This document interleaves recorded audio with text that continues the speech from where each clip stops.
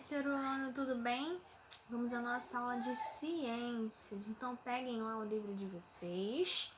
Abram em Ciências, página 19, ok? Então, hoje a gente vai falar um pouquinho dos cuidados com o solo. A gente tem aprendido, nas últimas semanas como ocorre o processo de formação das rochas, assim como quais são os nutrientes que nós encontramos no solo, tanto que classificamos cada um deles de acordo com a sua fertilidade, de acordo com quais propriedades aquele solo tem.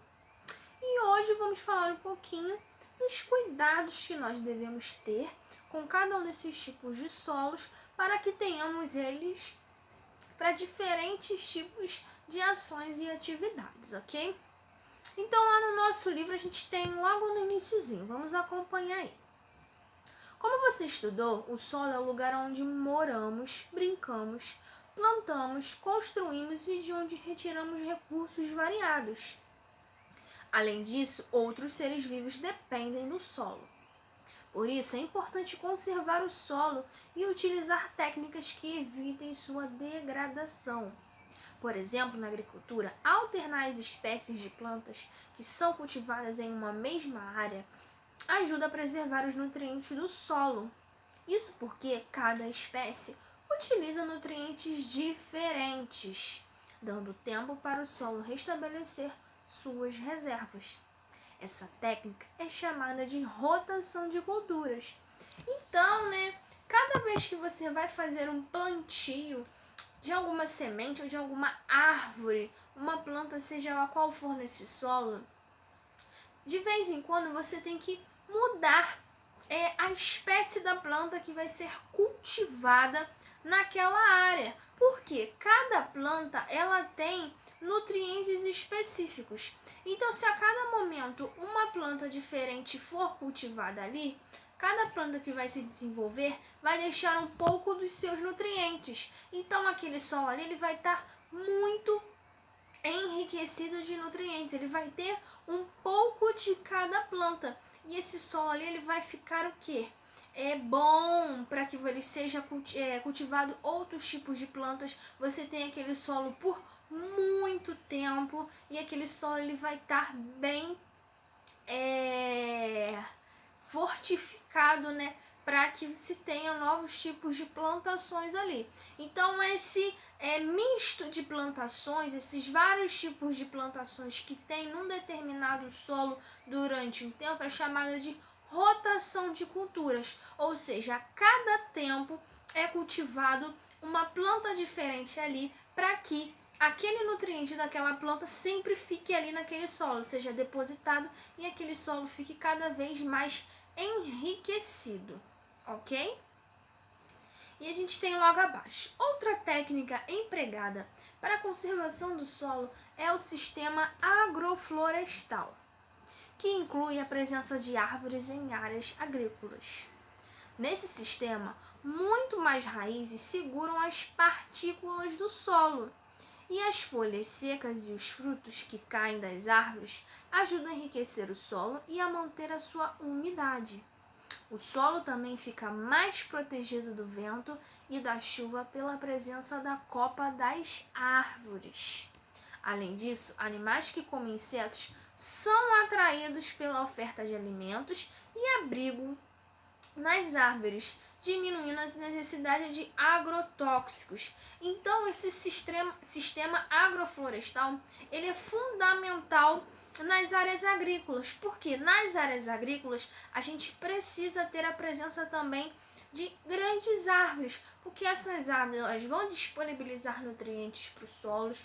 As folhas que caem dessa árvore compõem matéria orgânica, ela vai se tornar uma matéria orgânica para o solo, porque essa folha vai cair, vai ficar seca e vai virar matéria orgânica, vai atrair outros animais, que é importante para eliminar determinados tipos de pragas nas plantações agrícolas, que vai se evitar o uso de agrotóxico que e fertiliza aquele solo, né, que vai degradando aquele solo ao longo do tempo. Então, esse sistema agroflorestal, ele é super fundamental dentro dessa perspectiva. Ela precisa estar em áreas agrícolas, precisamos ter árvores em áreas agrícolas justamente para beneficiar esse solo e uma proteção, porque as árvores, né, os frutos das árvores atraem diversos tipos de insetos e esses insetos colaboram para eliminar determinadas pragas que acabam com as plantações. A gente tem até aqui a imagem, né, de uma área agrícola, né? A gente tem aqui algumas cenouras, né? Temos aqui uma área de plantação de legumes e temos algumas árvores que simbolizam esse sistema. É, na verdade, um sistema de proteção, né, para o solo. Aí temos lá a página 20. A rotação de culturas e o sistema agroflorestal ajuda a manter os nutrientes e a umidade ideal do solo para o desenvolvimento de plantas. Além disso, a cobertura vegetal evita que processos como a erosão do solo e o assoreamento de rios aconteçam. Então, a rotação de culturas, né, e o sistema agroflorestal, eles ajudam nesses vários pontos, nesses vários aspectos. Ela mantém os nutrientes daquele solo, né? Tanto a rotação de cultura quanto o sistema agroflorestal mantém esses nutrientes, mantém uma umidade ideal para o solo, né? Para que as plantas se desenvolvam perfeitamente. E também, né, essa cobertura vegetal, você lembra quando a gente falou na aula passada, essa cobertura vegetal que há sobre o solo, ou seja, gramas, árvores, elas servem também para evitar a erosão do solo, que o solo venha abrir rachaduras e venha o que? Afundar, e também o assoreamento dos rios, ou seja, acabar, né, com as águas dos rios. Então evita que aconteçam esses fatores nos solos que correspondem a essas áreas agrícolas. Aí logo embaixo temos o descarte inadequado do lixo diretamente no solo, como nos lixões, pode poluir o solo e a água. Isso ocorre porque a decomposição do lixo produz um líquido escuro chamado chorume, que se infiltra no solo e pode poluí-lo. Então aqui a gente muda um pouquinho a vertente do solo, mas também em relação a cuidados que devemos ter com ele.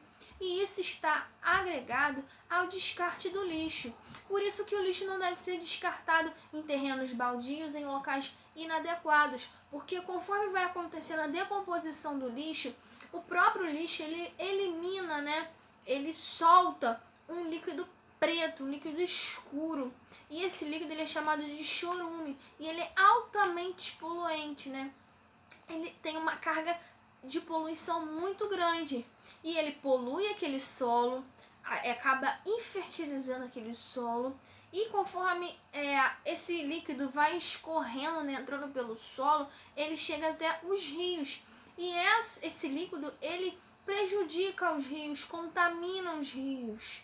E também, né, acaba comprometendo diversos tipos de espécies que estão nos rios. Então, o ideal é ter um descarte apropriado para diferentes tipos de lixo. Por isso que a gente tem a questão da reciclagem, diversas lixeiras com diversas cores, para ter um descarte adequado de cada tipo de elemento que a gente joga fora. Aí a gente tem aqui, o ideal é que o lixo não pode ser reciclado. O ideal é que o lixo que não pode ser reciclado seja encaminhado para os aterros sanitários, onde o solo é impermeabilizado e o chorume e outros produtos gerados durante a decomposição são tratados antes de retornarem ao ambiente. Por isso há nessa separação do lixo. E aquilo que não pode ser reciclado, ela tem que ir para os aterros sanitários, os lixões. E lá tem um preparo adequado para que esse material, né, esse lixo, ele não seja prejudicial à natureza. Lá nos lixões o solo é impermeabilizado, ou seja, existem naquele solo agentes químicos nele, né, provenientes da natureza, que vai fazer com que aquele material ele se decomponha ali e ele seja reutilizado novamente no meio ambiente, ou seja, ele retorne para o meio ambiente de uma forma positiva. Continuando aqui. A destinação adequada do lixo é responsabilidade de todos, dos governantes, das empresas, dos comerciantes e dos cidadãos. Podemos ajudar a diminuir a quantidade de lixo produzida com atitudes como evitar comprar produtos desnecessários, reaproveitar produtos e materiais que seriam descartados, como um caderno do ano anterior, que ainda tem várias páginas em branco. Esse é um bom exemplo desse ano, né? Nossos cadernos quase não foram usados por conta da pandemia, então dá para reutilizar eles. Separar o lixo orgânico e o reciclável, descartando corretamente, ou seja, colocando nas lixeiras adequadas, fazendo essa separação do lixo orgânico e daquele lixo reciclável. Aí temos lá a página 21, no tópico Conectando com. Tem um assunto super interessante aí. Vamos lá. Abaixo do solo existem algumas reservas subterrâneas de águas conhecidas como aquíferos, que abastecem rios, represas, lagos e chegam até o mar. O maior aquífero do mundo fica no Brasil.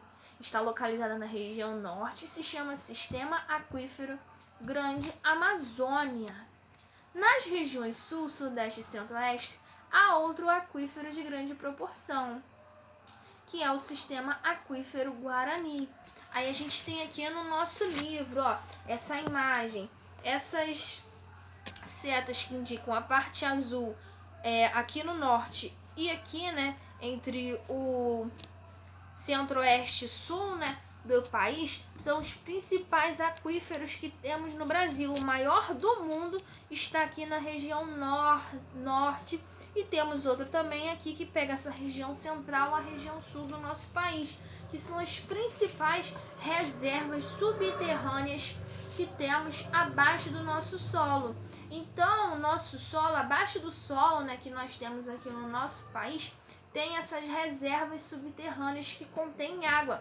E são elas que abastecem os nossos rios, as represas, os nossos lagos, inclusive chegam no mar. São através desses reservatórios que nós temos, né, essa disponibilização de água em todo o nosso país.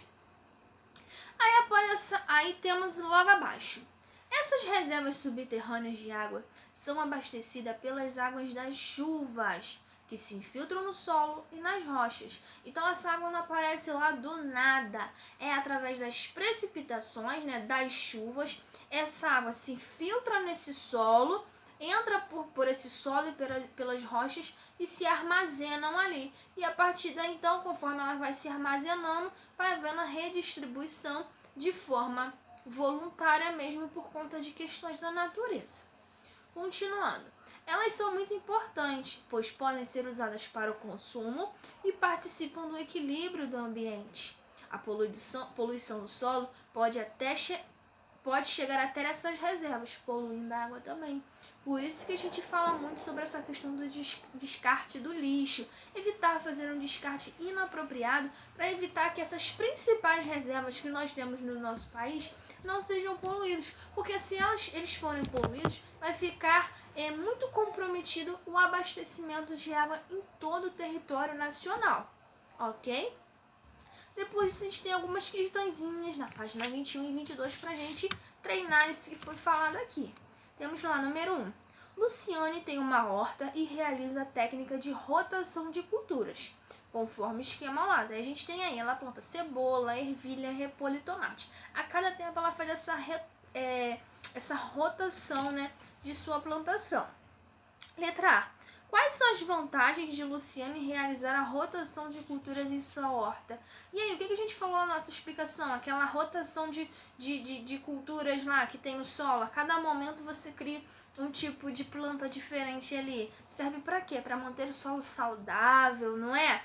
Para que ali a gente tenha uma boa produção de alimentos, para que aquele solo fique enriquecido, não é? Então tudo isso contribui, essa rotação de plantações contribui para esse solo ficar saudável, para cada nutriente que é deixado ali por cada plantação, esse solo ele produza cada vez mais alimentos, que aquele solo fique enriquecido. Então são esses principais tópicos que nós falamos, né? Página 22, letra B. O que poderia acontecer com o solo dessa horta se ele ficasse um longo período sem cobertura vegetal? E a gente sabe que a cobertura vegetal serve para proteger o solo. E se não tiver aquela proteção ali, não tiver árvores, não tiver grama, não tiver nenhum tipo de planta para proteger aquele solo, o que será que acontece? E aí, acontece o quê? Mas toda vez que chover, né, tiver aquela ventaninha, o solo vai sofrer o quê? Os efeitos dessa chuva, desse vento, né? Porque conforme a chuva vem, a enxurrada, né, a chuva vai levando esses nutrientes e as partículas do solo embora, causando uma erosão nesse solo. E esse solo vai pegando os seus nutrientes e vai se tornar só o quê? Somente um terreno, não vai ter mais propriedade nenhuma para se desenvolver nenhum tipo de atividade agrícola, de plantação ali. Número 2. Analise a ilustração que representa o processo de assoreamento de um rio. Depois faça o que se pede. Letra A. Explique como acontece o assoreamento. E aí, o que a gente falou sobre assoreamento? Como ele acontece? Se lembra que nós falamos que o solo é levado pelas enxurradas, e aí eles vão para dentro dos rios, se acumulam no fundo do mar, não é? E aí o que vai acontecendo? Vai dificultando o desenvolvimento de seres vivos, porque vai fazendo o quê? Uma camada, né, de solo dentro dos rios. E esse rio vai acontecer o quê? Vai cada vez diminuindo sua proporção, porque o fundo dele tá virando o quê? De fato, uma camada, né, uma superfície de rochas que vai impossibilitar o desenvolvimento de diversos tipos de seres vivos que habitam, né, os fundos dos rios. Letra B. Qual a relação da presença e ausência de planta nas margens de um rio com o assoreamento? E aí, o que a ausência dessas plantas ou a presença dela provoca ali nas margens de um rio com o assoreamento? E aí a gente falou, né, quando não há, né, nenhum tipo de planta perto desses rios, né, o que acontece? O solo, toda vez que não há essa proteção nas beiras dos rios, né, com plantas, com árvores, com grama, toda vez que há uma chuva, o quê? O solo vai sendo arrastado pela enxurrada. E aí a gente vai ter o quê? Cada vez mais resíduos de rochas dentro desse rio, e esse rio ele vai acabar não proporcionando o desenvolvimento de diversos tipos de espécies. E tudo isso provoca, né, o assoreamento desse rio. Agora, se o rio ele tiver toda essa cobertura, presença de plantas, de árvores, o que vai acontecer? As raízes, né, dessas plantas, elas vão segurar as partículas do solo e vai impedir que a erosão e o assoreamento desse rio venha acontecer. Então, essa cobertura que há, né, no solo, ela é fundamental também para proteger os rios. Vamos lá, número 3. O pai de João comprou um sítio e está em dúvida entre derrubar as árvores e deixar que existem no local para plantar apenas uma espécie de vegetal ou plantar diversas plantas em um sistema agroflorestal. Tente convencê-la a não derrubar as árvores, citando 3 vantagens do sistema agroflorestal. E aí, qual é a vantagem lá do sistema agroflorestal que a gente viu? Quais são as principais vantagens? Não é que o solo fica protegido contra a erosão, os rios e os lagos eles ficam mais protegidos contra o assoreamento também. Há uma redução do uso de agrotóxico, né? Porque essas árvores frutíferas que tem nessas áreas agrícolas atraem insetos que evitam ter pragas que destruam essa região agrícola. Então, existem inúmeros benefícios, né, de se ter um sistema agroflorestal, né? Então, você tem que convencer aqui o pai de João para ele não acabar, né, derrubar as árvores e ter somente uma plantação, um tipo de plantação ali naquela área. O ideal é que se tenha vários tipos de plantações, né? E por último, número 4. Sobre o solo e o acúmulo do lixo. Marque X na resposta correta. E aí a gente tem algumas alternativas e vai ter que marcar um xizinho naquela questão que fala, né, sobre o solo e o acúmulo do lixo. o que o acúmulo do lixo proporciona para aquele solo, ok? Então é isso, depois de a gente terminar aqui, temos atividade no nosso livro de atividades na página 58, número 9 e número 10, ok? Que faz parte desses temas que tratamos aqui hoje. Então é isso, pessoal. Espero que eu tenha ajudado vocês nas atividades de ciências e qualquer dúvida estou sempre à disposição, ok? Um grande beijo e até a próxima videoaula.